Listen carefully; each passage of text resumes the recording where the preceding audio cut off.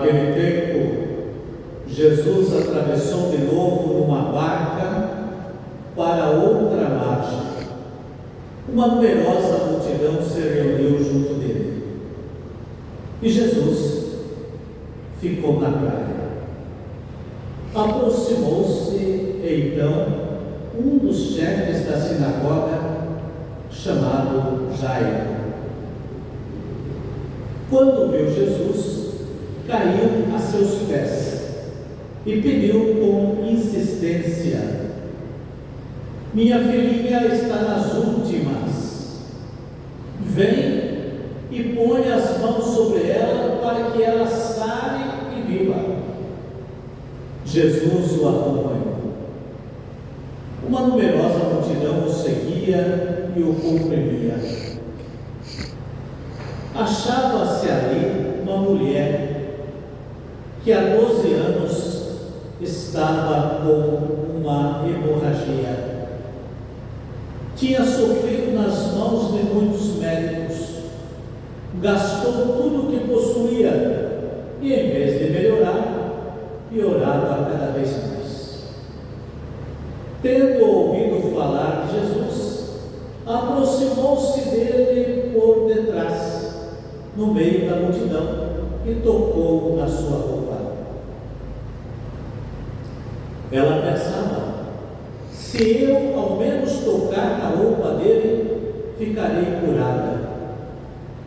A hemorragia parou imediatamente. E a mulher sentiu dentro de si que estava curada da doença.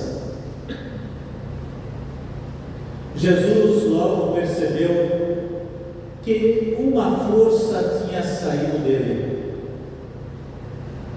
E voltando-se no meio da multidão, perguntou: quem tocou na minha roupa? Os discípulos disseram: estás vendo a multidão que me comprime e ainda perguntas quem me tocou? Ele, porém, olhava ao redor para ver quem havia feito aquilo.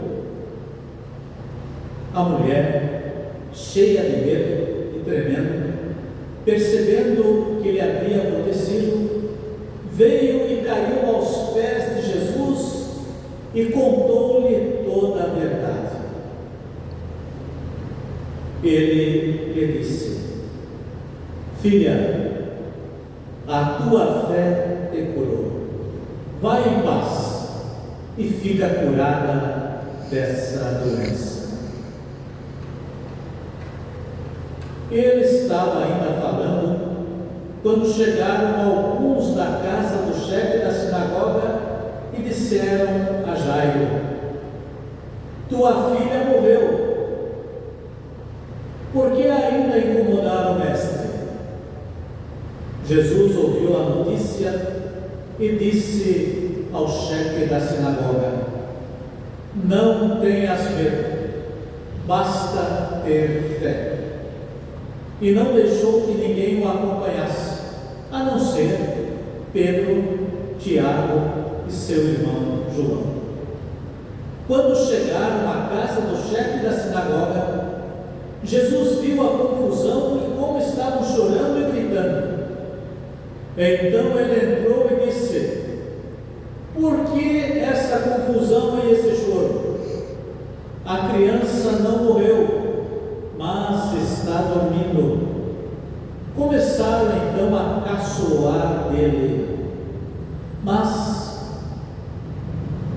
ele mandou que todos saíssem, menos o pai e a mãe da menina, e os 3 discípulos que o acompanhavam. Depois, entraram no quarto onde estava a criança. Jesus pegou na mão da menina e disse: Talita cum, que quer dizer: menina, levanta-te. Ela levantou-se imediatamente e começou a andar, pois tinha 12 anos.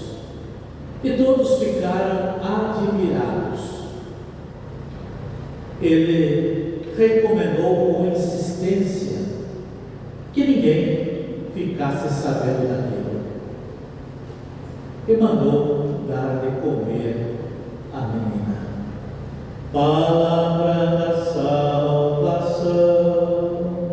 Glória a vós, Senhor.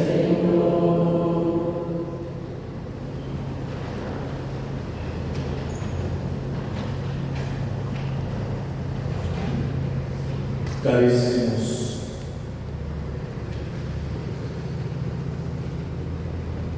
Nossa Senhora de Lourdes, na gruta, foi o ânimo para esta menina, a Bernadette, porque ela estava vindo de situações lamentáveis. Ela com bronquite, diziam: você está asmática, conseguia andar um pouco, fazer quase nada, ainda morando num cubículo sem janelas, porque o pai perdeu tudo, e a dificuldade para respirar à noite, muito frio, aquele cubículo que morava com a família úmido. Mas lá estava a Senhora para animá-la, dar a ela um novo alento, a partir do que era ela, que mal sabia o quanto que ela iria fazer a diferença com a notícia daquela que ela viu na gruta, e que no primeiro momento disseram: essa menina é louca, essa menina é doente. Talvez ela esteja de fato com essas sugestões, vamos dizer que entrando numa esquizofrenia, ou quem sabe tendo algumas alucinações devido a tanto sofrimento que já viveu na sua vida. Não vale a pena acreditar, mas aquele que viu, crê, aquele que acredita, vê. Então ela persistiu, e a santa também, e aos poucos foi agregando lá na gruta pessoas que puderam dar o testemunho da graça que encontraram nesta visão que teve Santa Bernadette. Meus caros, vocês ouviram o Evangelho e tem aqui para a nossa educação evangélica cristã este homem que foi até Jesus, e ele busca desesperadamente, porque a filha dele está doente, e ele ficou sabendo que Jesus fez maravilhas lá na festa de casamento em Caná da Galileia, que Jesus tinha expulsado o demônio da vida de um possesso, e ele disse: eu acredito que ele pode fazer o bem à minha filha, ela está mal, ela precisa de auxílio, de ajuda. Ele vai em busca de Jesus nosso Senhor, mas nesse caminho tem alguém ainda mais necessitado. Vocês ouviram quantos anos que essa mulher está sofrendo? 12 anos. 12 anos significa a vida de um adolescente. Vamos começar uma vida nova. Agora não sou mais criança, já estou no passo da minha juventude. Como é que eu vou viver assim? 12 anos com esse sofrimento? Até que ponto que eu vou suportar e aguentar? Por outro lado, vocês sabem que a cultura impedia que as mulheres tocassem nos homens, e Jesus é homem, e aquela mulher doente é uma mulher. A mulher não podia conversar com o homem, porque quem fazia assim eram as prostitutas.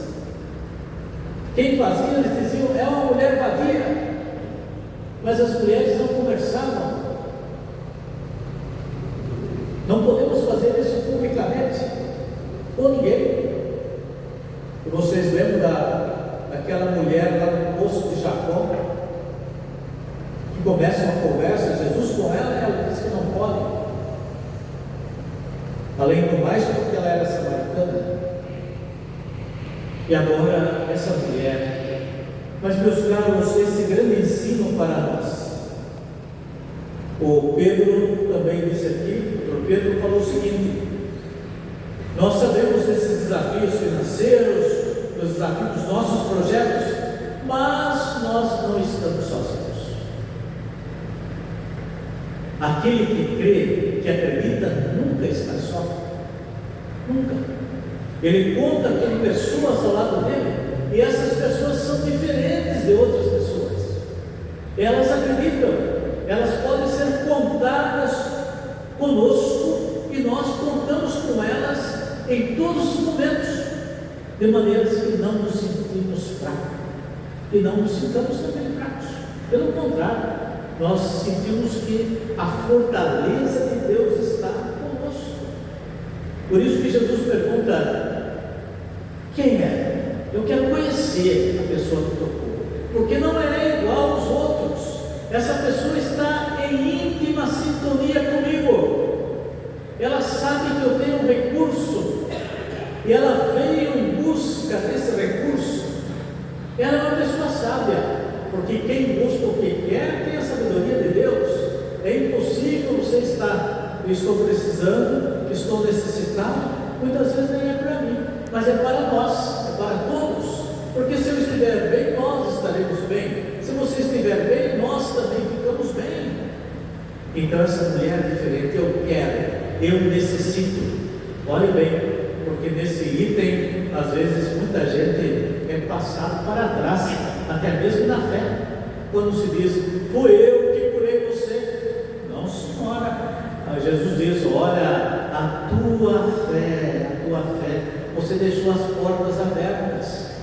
E como não poder entrar na sua vida? Eu entrei na sua vida, deixou as portas.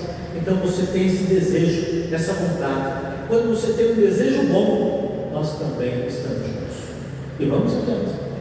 E nós nos sentimos assim, todos cooperados, fazemos parte desta obra. Finalmente, meus caros, e veja que Jesus diz a ela a palavra de Deus, porque ele é irmão. E ele diz: minha filha, é o Pai. Você sabe por que aconteceu? Porque você acredita que eu sou o Filho de Deus. E quem fez isso com você foi aquele que você deu crédito, o meu Pai. Por isso disse: minha filha, a tua fé te salvou. Quando ela estava ainda tentando falar com Jesus, animada, trouxeram a notícia conosco. De vez em quando é isso: você está meio animado, você está lá, de repente você recebe outra notícia triste, e você diz: puxa, eu estava tão animado com esse projeto, agora vem essas coisas. Pois é, mas se animem muito mais do que estavam, porque sempre há um propósito de Deus, propósito que nos desafia. E diante daqueles momentos que nós escutamos pelos ouvidos, essa notícia não é boa, mas atrás dessa notícia tem outras propostas para solucionar aquilo que não é bom. E aconteceu com Jairo. Eles disseram: a sua filha morreu. E ele começou a chorar, lamentar. Jesus disse: não precisa ficar assim, não precisa. Vamos lá. E veja que Jesus leva aqueles que já têm intimidade. Por que não leva outros? Porque às vezes aqueles fulanos que não estão muito informados, eles chegam lá e começam a dar alguns palpites estranhos. E você está empenhado naquela obra para o bem, e de repente começa a perder um pouquinho de tempo. Aquele detalhe aqui, aquela outra, esse detalhe amanhã nós fazemos. Agora nós precisamos disso aqui. Agora é necessário isso, mas amanhã essas outras coisas esses acessórios podem ser incorporados. Mas agora o que nós precisamos é necessário para o bem-estar de todos. Por isso que ele leva a conquista os seus discípulos. E ele chega lá, quando ele diz que a menina está dormindo, aqueles que ali estão começam a caçoar, debochar da sua palavra. Normalmente quem debocha não acredita. Quando você diz, olha, nós estamos com um projeto como tem esse lá da sua construção, daí o fulano pergunta a você, quantas pessoas você tem lá na sua diretoria? Fala, nós somos em 10. Mas vocês não vão conseguir. E hoje está tudo muito difícil, olha o preço dessas coisas. Mas ele esqueceu que cada 10 desses irmãos tem mais 10 conhecidos. E desses 10 conhecidos, nós temos mais 10 conhecidos. Então nós não somos só esses 10. Somos muito mais.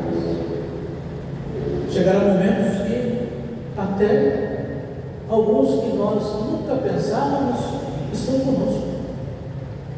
Mas aqueles que não acreditam, eles também não colocam a mão na massa. Não estão juntos, não ajudam em nada.